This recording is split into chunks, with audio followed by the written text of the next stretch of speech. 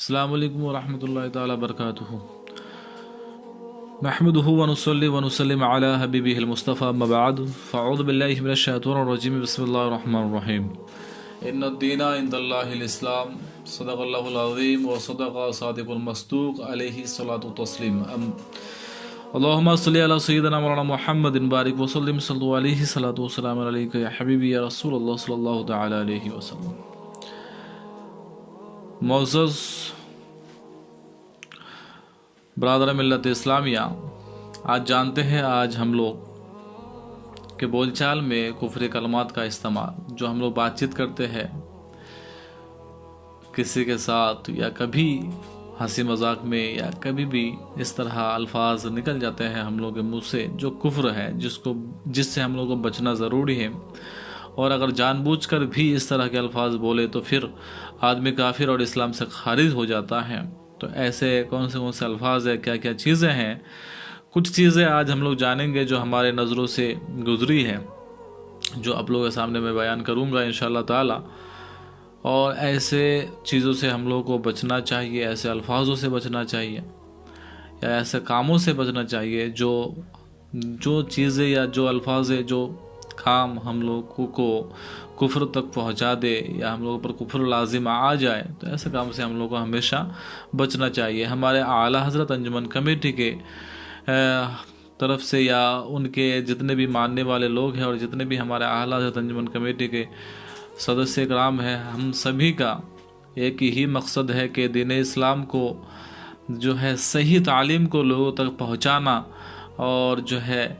ہم لوگوں کو ایسے کاموں سے بچنے کی تلقین اور ذہن نشین کرنا کہ جو کام ہم لوگ کے دین اسلام کے اندر کرنا منع ہے یا نہیں کرنا چاہیے۔ تو آج جانیں گے کہ بول چال میں کس طرح عام لوگ جو ہے کفری کلمات بول کر دین اسلام سے یا اسلام سے خارج ہو جاتے ہیں اور ایمان سے ہاتھ دھو بیٹھتے ہیں، اور پھر اس طرح کرنے سے ان کا یہ خیال رکھنا ضروری ہے کہ اس طرح کفر بک دے، وہ کفر الفاظ یا اس پر جان بوجھ کر اس طرح کرے تو پھر اس کے بخشش اور مغفرت اور جنت میں جانے کی کوئی صورت نہیں، بلکہ ہمیشہ وہ جہنم میں جلے گا، جہنم میں رہے گا۔ حدیث پاک میں ہے، حضور صلی اللہ تعالی علیہ وسلم نے ارشاد فرمایا کہ شام کو آدمی مومن ہوگا، سویرے کافر، اور صبح کو آدمی مومن ہوگا تو شام کو کافر۔ اس طرح بھی دور آنے والا ہے، اور ایسے بول چال آج ہم لوگوں کو سنائی، ہمارے کان تک بات پہنچتی ہے، لوگ بولتے ہیں، تو ایسے الفاظوں سے ہم لوگوں کو بچنا چاہیے۔ جیسے کہ بالخصوص ہمارے ذہن میں یہ تفصیلی گفتگو ہونی چاہیے اور رکھنی چاہیے۔ ایک نمبر سب سے پہلے تو کہ آپ باادب ہو جائے اور اللہ تعالیٰ کے رسول، فرشتے، خانہ کعبہ، مساجد یعنی مسجد، اور قرآن کریم، دینی کتابیں، جو ہمارے دین اسلام کے اندر جو بھی ضرورت کی کتابیں ہم لوگ جو پڑھتے ہیں اور جانتے ہیں، جس کے بیانات سنتے ہیں، وہ سب کتابیں بزرگان دین، علماء کرام، مولویان کرام، مفتیان کرام، حفاظ کرام، جتنے بھی ہم لوگ جن کی وجہ سے صحیح دین پاتے ہیں، وہ لوگ والدین یعنی ماں باپ، ان سب کا ادب اور تعظیم جو ہے، محبت دل میں ہونا ضروری ہے، بیٹھا لینا چاہیے انسان کو، تو یہ سب چیز ضروری ہے۔ اور ہنسی مذاق میں تفریح، گھومنے گئے، کبھی دو چار دوست بیٹھے ہیں، گفتگو کرتے ہیں، تو ایسے اس میں بھی ہم لوگ دین اسلام کی بات بالخصوص ایسے ماحول میں نہ بولے، کیونکہ پھر وہ دین اسلام کو لے کے ہنسی مذاق بنایا جائے گا، تو ایسے ماحول میں نہ بولے، بہتر ہے ہم لوگ کو بچنا چاہیے، کیونکہ خدا تعالیٰ کی ذات و صفات، انبیاء کرام، ملائکہ، فرشتہ یعنی فرشتے اور جنت، دوزخ، عذاب، ثواب، نماز، روزہ وغیرہ جتنی بھی چیزیں ہمارے دین اسلام کے اندر، احکام شرع کا ذکر ہنسی مذاق میں، تفریح میں، گھومنے بیٹھنے گپے میں نہ لائے، ورنہ ایمان کے لیے خطرہ پیدا ہو سکتا ہے۔ تو ایسے الفاظوں سے ہم لوگوں کو بچنا چاہیے۔ بعض لوگ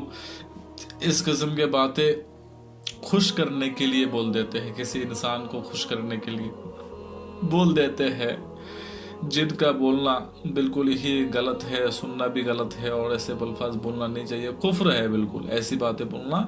کفر ہے انسان کو اسلام سے خارج کر دیتا ہے، آدمی کافر ہو جاتا ہے اور اسلام سے خارج ہو جاتا ہے۔ ایسے الفاظ تو نہیں بولنا چاہیے۔ وہ الفاظ کیا ہے ہم لوگ جانیں گے۔ مثلا سب دھرم سمان ہے، یعنی سب مذہب، جتنے بھی مذہب ہے سب مذہب کیا ہے، برابر ہے، ایسے الفاظ نہیں بولنا چاہیے، یہ کفر ہے نا۔ خدمت خلق ہی دھرم ہے، یعنی جس نے ہم لوگ کو پیدا کیا ہے اس کی ہی خدمت کرے، اس کو ہی مانے، یہی صرف دھرم ہے، باقی مطلب جو بھی چیز ہے یہ دھرم نہیں ہے۔ ایسے الفاظ نہیں بولنا چاہیے، یہ کفر ہے، دین اسلام سے خارج کر دیتا ہے۔ دیش پہلے دھرم بعد میں، ایسے کوئی بولتا ہے کہ پہلے دیش پھر دھرم، تو ایسے الفاظ بھی نہیں بولنا چاہیے۔ ہم پہلے فلاں ملک کے باسی ہے اور مسلمان بعد میں، یعنی پہلے سمجھ لو کہ ہم ہیں تو ہم اگر یہ بولے کہ ہم پہلے ہندوستانی ہیں پھر مسلمان ہیں، تو ایسے الفاظ سے بھی اسلام سے خارج ہو جاتا ہے، وہ کافر ہو جاتا ہے ایسے الفاظ سے۔ رام رحیم دونوں ایک ہی ہے، ایسے الفاظ سے بھی رام رحیم دونوں ایک ہے، اگر اس طرح بولے تو وہ کافر ہو جاتا ہے، دین اسلام سے خارج ہو جاتا ہے۔ اور مسجد و مندر دونوں خدا کے گھر ہے یا دونوں جگہ خدا ملتا ہے، ایسے الفاظ سے بھی کفر لازم آتا ہے، وہ کافر ہو جاتا ہے۔ نماز پڑھنا بیکار آدمیوں کا کام ہے، روزہ وہ رکھے جن کو کھانا نہ ملے، نماز پڑھنا پڑھانا سب برابر ہے، ہم نے بہت پڑھ لی کچھ نہیں ہوتا،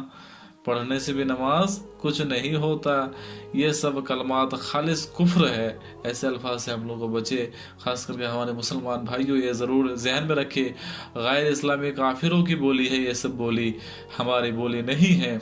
جن کو بولنے سے اگر اسے کوئی مسلمان اس طرح کے الفاظ یا اس طرح کے عقیدہ یا ایسے بولی بولے تو بولنے سے کیا ہوتا ہے، وہ آدمی کافر ہو جاتا ہے، اسلام سے خارج ہو جاتا ہے۔ اور اس طرح سیاسی لوگوں کو اس قسم کی باتیں غیر مسلمانوں کو، جو غیر مسلم ہیں ان کو خوش کرنے کے لیے بول دیتے ہیں، ووٹ لینے کے لیے اس طرح کے الفاظ جھوٹ موٹ میں بول دیتے ہیں، جس کو بولنا مطلب ایک ووٹ یا